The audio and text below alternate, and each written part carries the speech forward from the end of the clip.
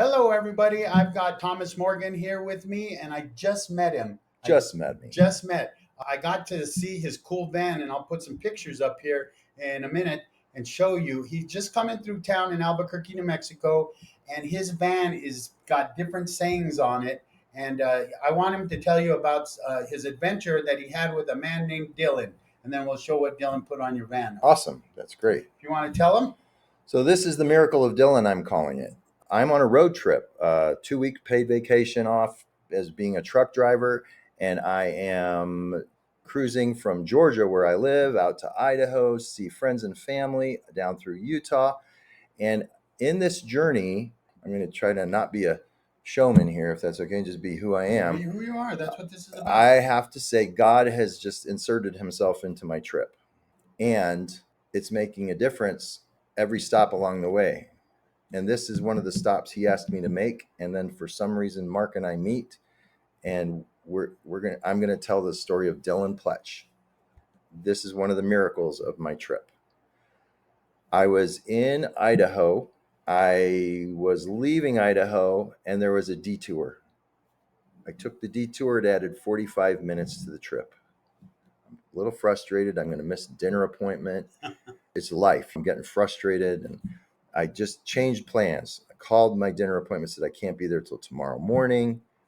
Things were working out, and it seemed like every step of the way, things were hitting me like this. And this is significant for Mark's story, in that we all hit obstacles, and it slows us down. But I've learned at this time, 5 days later, that's probably God slowing you down so you can be in the right place at the exact right minute.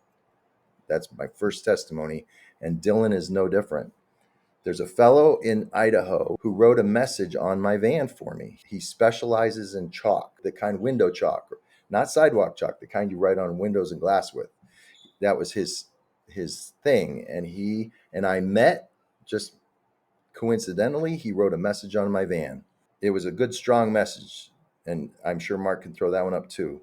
But I take that message with me on my van, and every morning I wake up, I look at that message, and I'm like, this is good. And this is the next day. So it's the next day I look at the message, and I'm like, this is a good message. And I go get gas. I get fuel. After sitting in a park for a while, I go get gas, and I go into the station and come out, and there's a young man covered in tattoos, and he's got a hat covering his eyes and piercings. And I'm very different. Just a little bit. I'm not very much. different than that. And he's standing there staring at this message that Jeremiah in Idaho wrote on my van.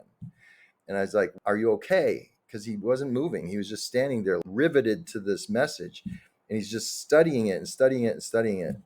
And he told me, this is a powerful message for me right now. He told me his mother had taken her own life 2 days before.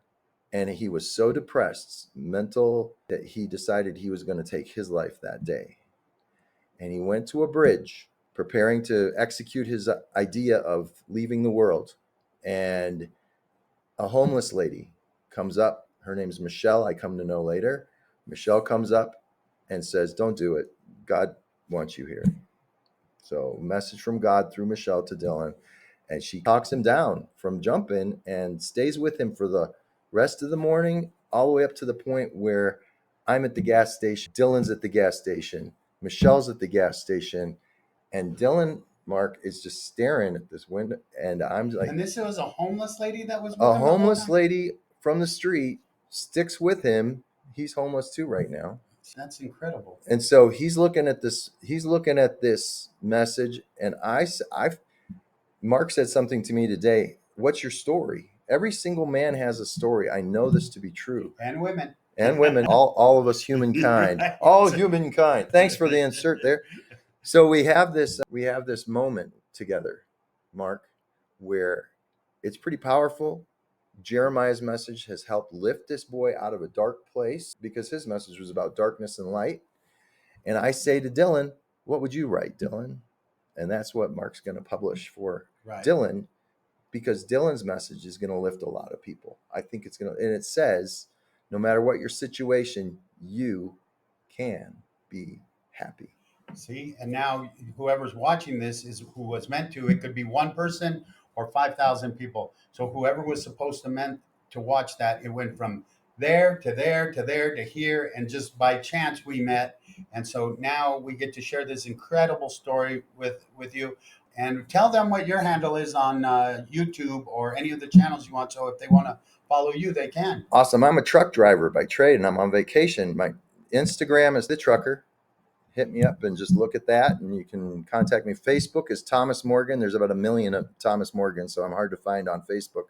But my YouTube channel is The Bad Dad House, and that's kind of interesting. So The Bad Dad House is designed to provide a safe place where dads can go for good advice from other dads who are bad dads. Well, thank you for being here, and I appreciate it. Thank you, Mark. Thank you. Make the world better.